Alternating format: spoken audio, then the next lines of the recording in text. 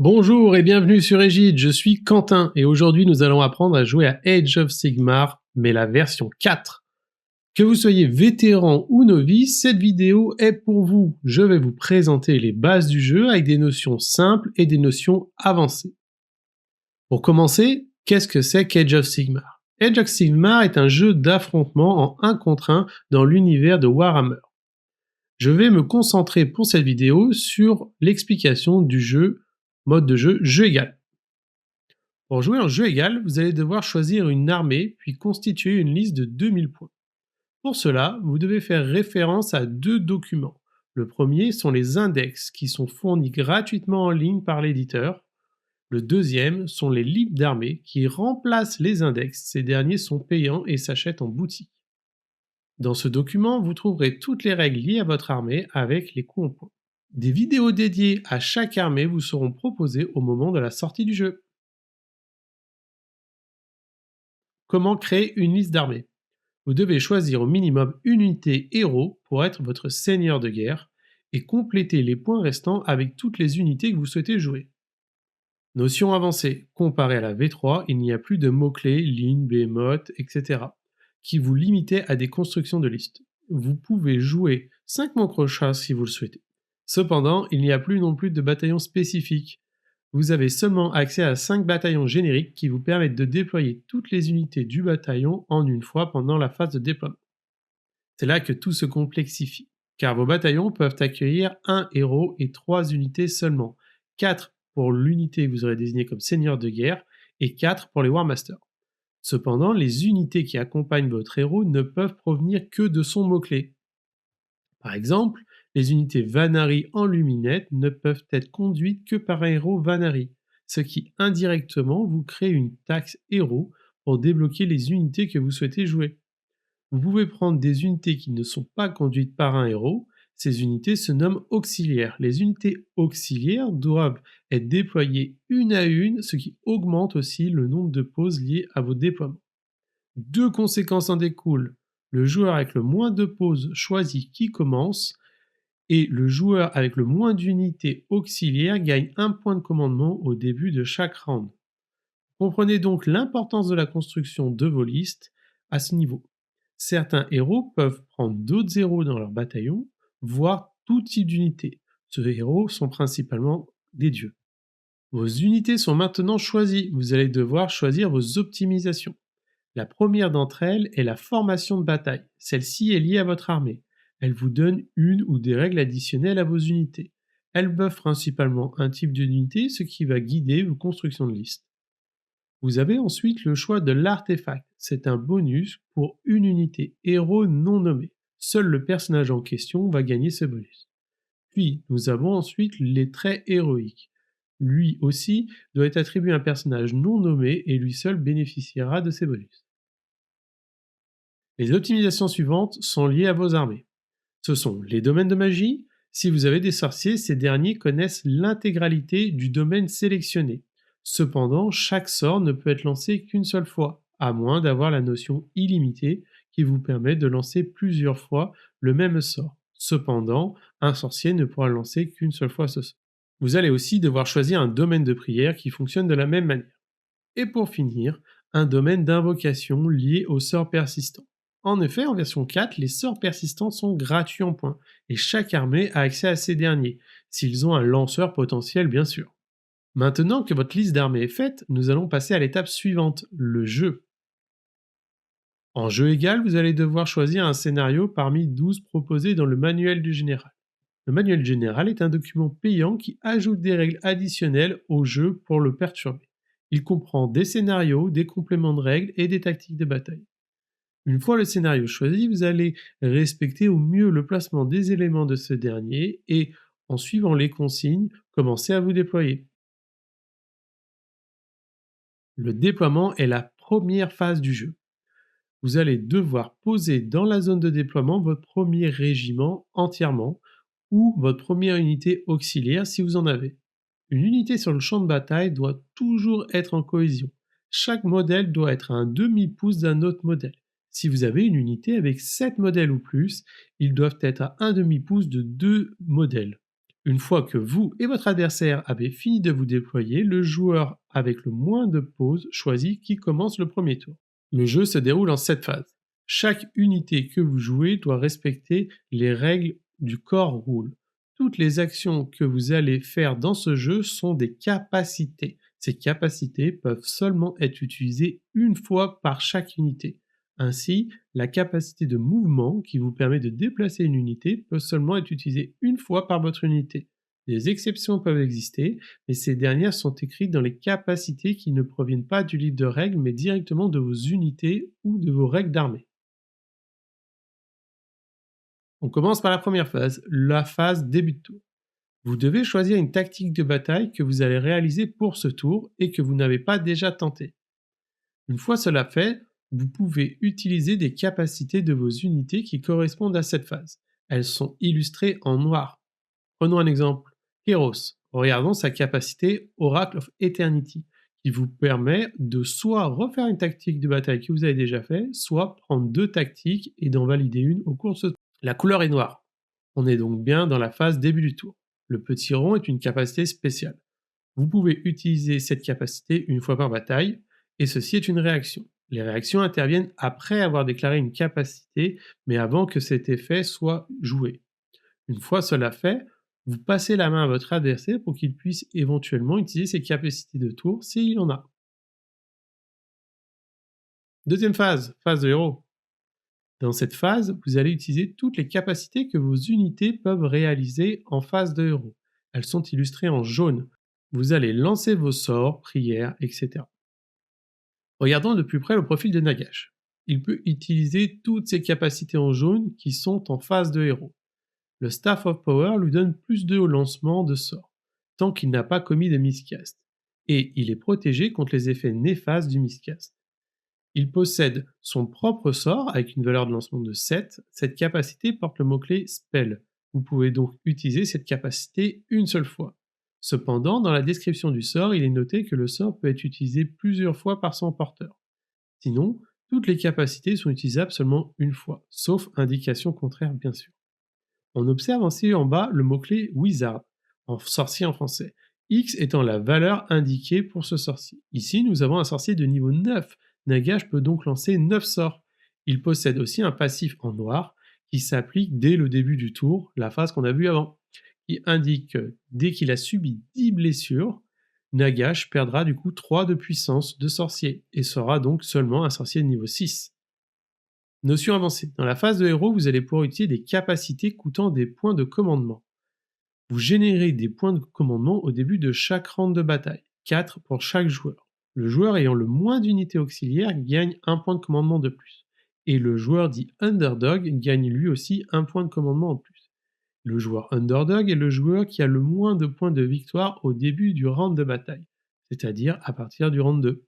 En phase de héros, vous pouvez donc rallier. Cette capacité vous demande de choisir une unité non engagée, c'est-à-dire à plus de 3 pouces de vos adversaires, lancer un total de 6 dés et pour chaque 4 pouces, gagner une valeur de ralliement. Vous pouvez du coup soigner une blessure à l'unité et ou réanimer une figurine si l'ensemble des valeurs de ralliement que vous avez est égal à la valeur de santé de l'unité.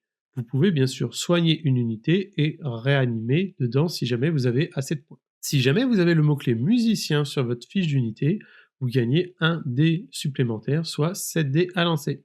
Cet outil est très puissant car il va vous permettre de réanimer des petits modèles, des modèles à taille moyenne, mais surtout de soigner des unités blessées comme vos héros ou des grosses pièces, monstres ou infanterie monstrueuse. Je rappelle que le ralliement est une capacité et comme toutes les capacités du jeu, vous ne pouvez l'utiliser qu'une seule fois, hors règle contraire. Quand vous réalisez la capacité de lancement de sort, si votre adversaire est à 30 pouces de vous, avec une unité qui peut réaliser une dissipation, il pourra tenter de battre votre score de lancement de 2d6 et ainsi bloquer le lancement de votre sort. Le mot-clé sorcier, vos unités avec le mot-clé sorcier X permettent à une unité de lancer un sort, X étant le nombre de fois qu'il va pouvoir réaliser cette capacité. Un sorcier peut lancer un seul sort ou une dissipation ou une conjuration bannissement. Notion avancée. Très similaire à la V3, la magie est un super outil. Cependant, faites attention que pour un lancement de double 1, vous ratez votre capacité. De plus, vous subirez des 3 blessures mortelles et vous ne pourrez plus lancer d'autres sorts ce tour-ci. Pour les prêtres, le système est proche. La valeur à côté du mot-clé prêtre indique le nombre de fois que la capacité de prière peut être réalisée. Vous devez choisir un prêtre qui va, lui, choisir une prière, puis lancer un des 6. Le résultat va directement s'additionner dans un pool de foi. Cependant, sur un 1, vous perdrez des 3 points de foi. Si après avoir ajouté vos points de foi à votre pool et que vous avez assez ou plus de points que la valeur demandée par votre prière, retirez la valeur à votre pool et réalisez l'effet souhaité. Vous pouvez conserver votre pool et ne pas réaliser l'effet pour avoir une prière plus tard. La prière se lance sur le 4. Elle réduit la puissance de 1 d'un sorcier jusqu'à un minimum de 0. Et si vous utilisez 8 points, elle fera en addition 3 blessures mortes. Une fois votre phase de héros terminée, vous donnez la main à votre adversaire pour que ce dernier puisse réaliser ses capacités de phase de héros. Vous pouvez ainsi réaliser pour un point de commandement la capacité intervention magique qui vous permet de lancer un sort ou une prière pendant la phase des héros ennemis. Cependant, vous perdez 1 à la valeur de lancement. Capacité très puissante qui va vous permettre de complètement renverser une situation. Attention, pour pouvoir utiliser cette capacité, vous devez être éligible. Si vous avez utilisé votre capacité de dissipation et que votre sorcier est de sorcier niveau 1, vous ne pourrez pas lancer de sort avec cette capacité. Idem, si vous avez lancé tous vos sorts et que votre adversaire utilise cette capacité et que vous n'avez plus de dissipation à porter, vous ne pourrez pas interagir avec votre adversaire.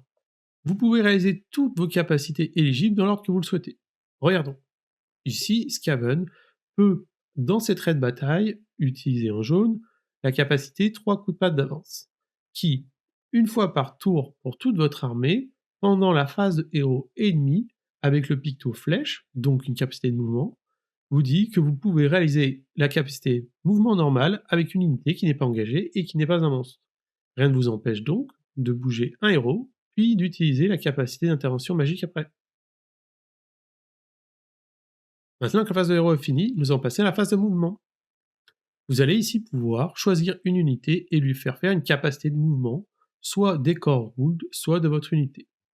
Dans les core rules, nous trouvons les capacités mouvement normal. Déplacer votre unité de la valeur de mouvement indiquée sur votre profil, ou mettre une unité qui était en réserve sur le champ de bataille. Vous pouvez, si vous souhaitez faire parcourir une distance plus importante que votre profil, utiliser le mouvement course. Ce mouvement vous permet de rajouter un des 6 à la valeur de mouvement. Cependant, vous ne pourrez pas tirer ni charger dans la suite du tour. Vous avez aussi la capacité retraite. Si vous êtes engagé, vous pouvez bouger de votre mouvement pour sortir de l'engagement, mais vous subirez des 3 blessures mortelles. Pour un point de commandement, vous pouvez utiliser la capacité qui va fixer votre jet de course à 6. Il a la même valeur que la course, sauf qu'au lieu de jeter votre dé, vous arrivez directement à un maximum de 6. Mais vous ne pourrez pas courir, après avoir couru, vous ne pourrez toujours pas tirer ou charger. Regardons de plus près. Chez les ogres, en gris, phase de mouvement. Picto, une flèche qui indique une capacité de mouvement. Ajoute 2 au jet de course pour les unités ogres qui n'ont pas utilisé la capacité Fist and Flèche.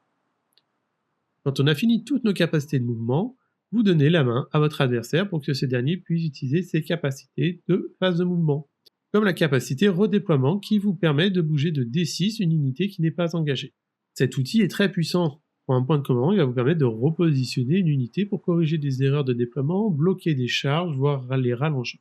Attention, si vous utilisez cette capacité, vous ne pourrez pas utiliser certaines capacités plus tard.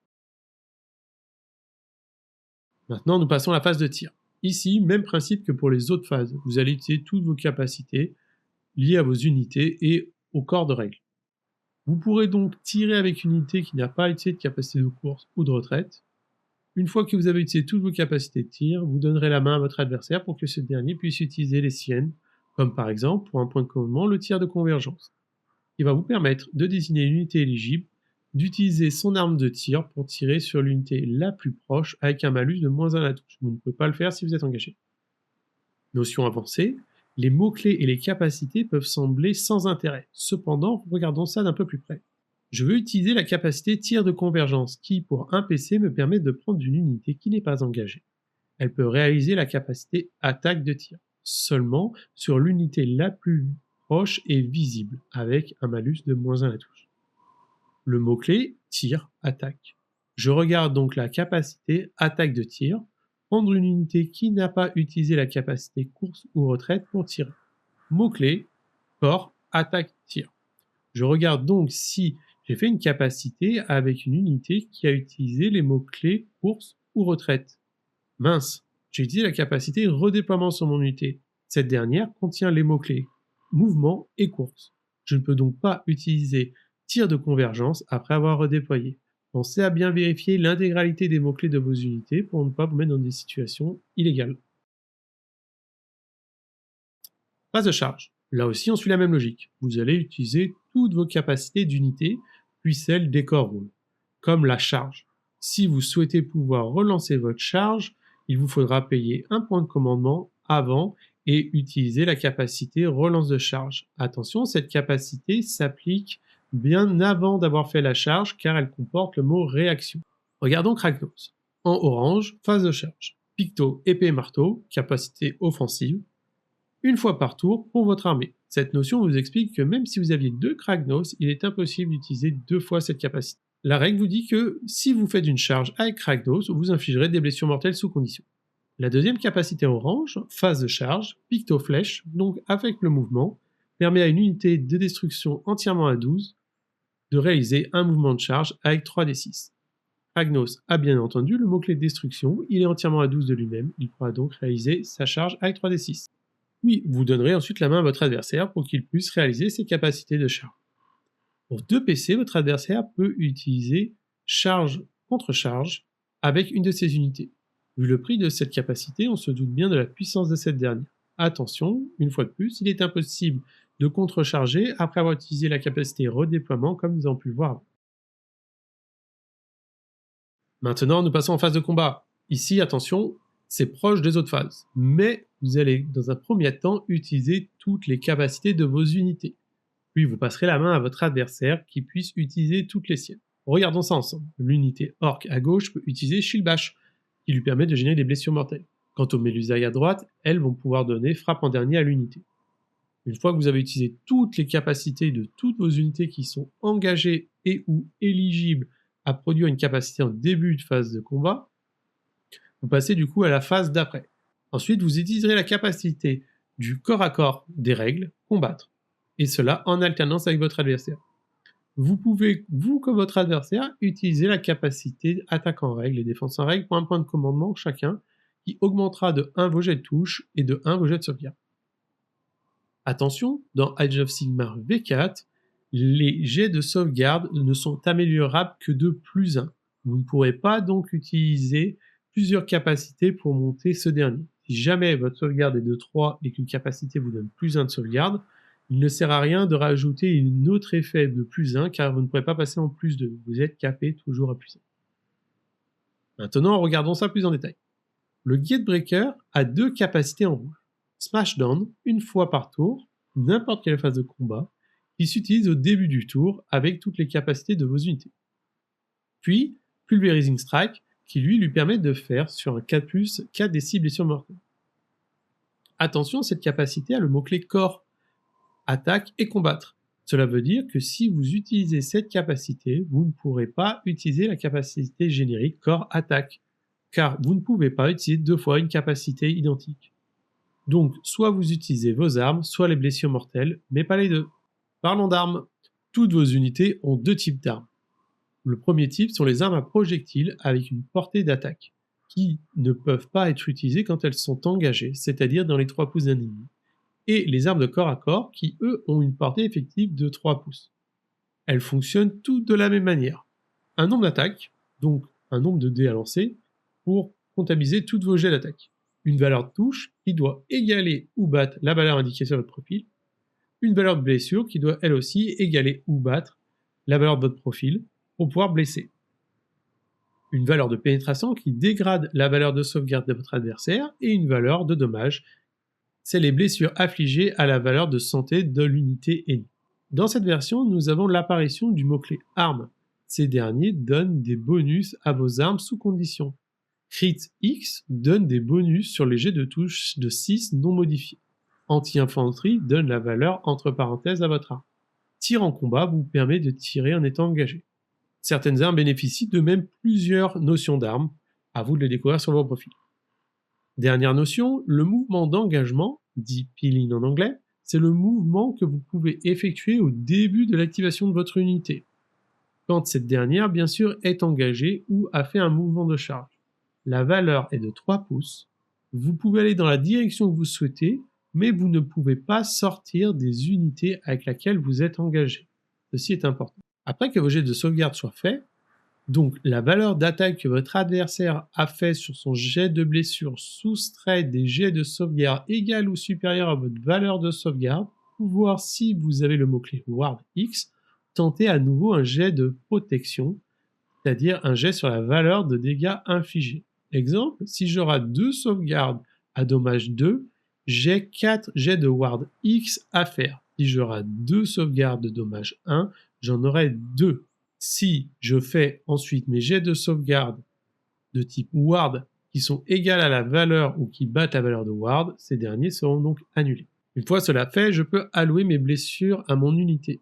En version 4, on alloue à l'unité entière. Plus besoin de désigner une figurine. Mais vous devrez quand même retirer vos unités et les blesser une à une. On ne sépare pas les blessures.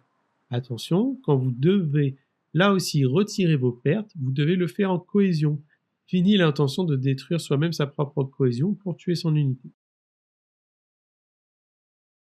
Nous arrivons sur la dernière phase, le fin de tour.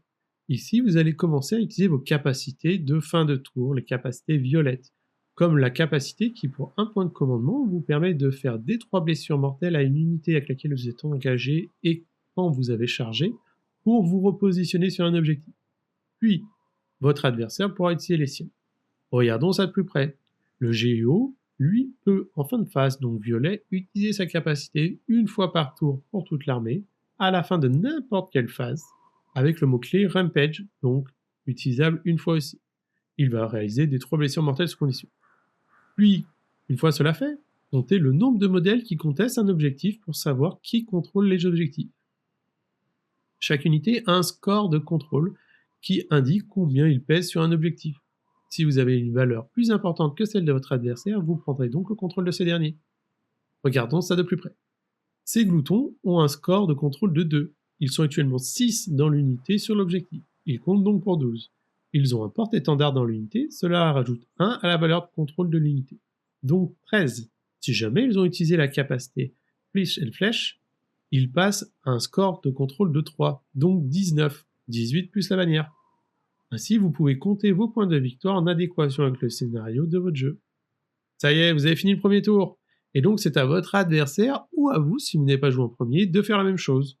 Une fois que cela est fait, vous avez fini le premier round, et vous pouvez procéder à ce qu'on appelle le jet d'initiative pour savoir qui va jouer. Vous faites une égalité, c'est le joueur qui a joué au tour d'avant qui va choisir. Sinon, c'est le remportant du jet de dés. Si vous choisissez de prendre ce qu'on appelle un double tour, vous ne pourrez pas, par contre, scorer de tactique de bataille. Donc choisissez bien si vous jouez ou si vous laissez votre adversaire jouer. Voilà, vous avez appris à jouer à Age of Sigmar en version 4. Je vous invite à regarder plus de vidéos sur ma chaîne pour pouvoir en apprendre plus sur les BT et d'autres tricks de choses. Merci à vous, au revoir tout le monde.